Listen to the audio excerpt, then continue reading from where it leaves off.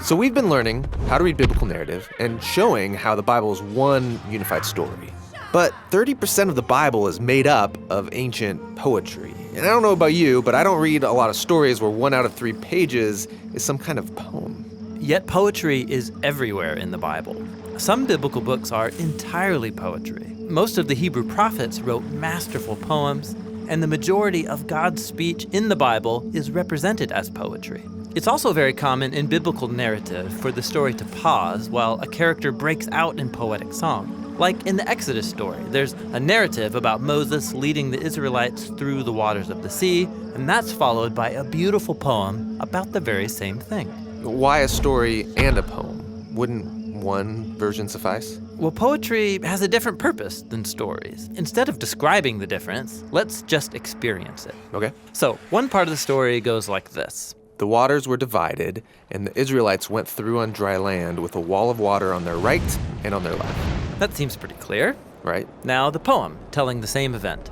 O Lord, by the blast of your nostrils, the waters piled up. Surging waters stood like a wall. Deep waters congealed in the heart of the sea. Whoa, a wall of surging water? Like jello and divine nostrils? This is intense. Yeah, the poem ignites your imagination through the experience of verbal art.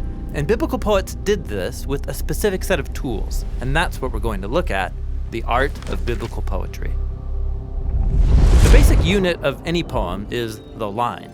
And then many lines are designed together to make a poem. Okay, I'm used to this kind of poem. There's a meter, cadence, bum bum bum bum, bum bum bum bum, and there's rhyme. But poems in the Bible don't work like this. Yeah, biblical poems are what you could call free verse. They don't use meter like some traditions of poetry do, and they don't use rhyme in the same way either. So biblical poems have no order to them. No, they just have a different kind of order. Biblical poems are most basically structured by couplets, 2 short lines that are carefully worded and placed beside each other. The first line makes the basic statement, and then the second line develops it in some way. It can do this by completing the thought, or deepening it with different words or images, or by contrasting it in some way. So check out the opening of Psalm 51. You can see it in action. In the first couplet, the poet asks God to show grace and love. But how exactly? In the second line, he requests forgiveness for his failures. Okay, so this couplet is finishing one complete thought. Right.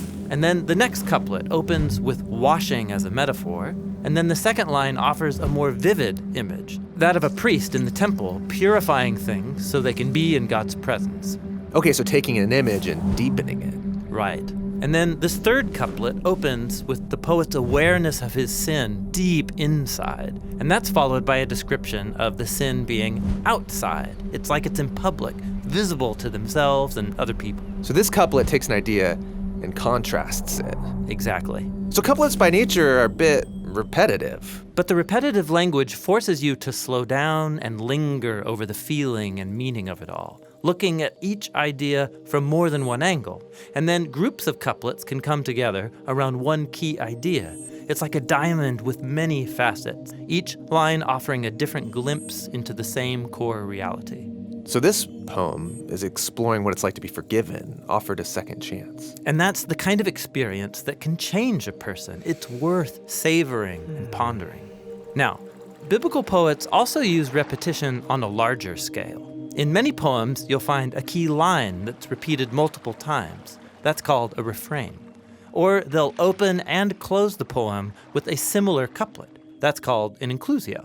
Now, so biblical poets love design. Oh yeah, these are works of verbal artistry.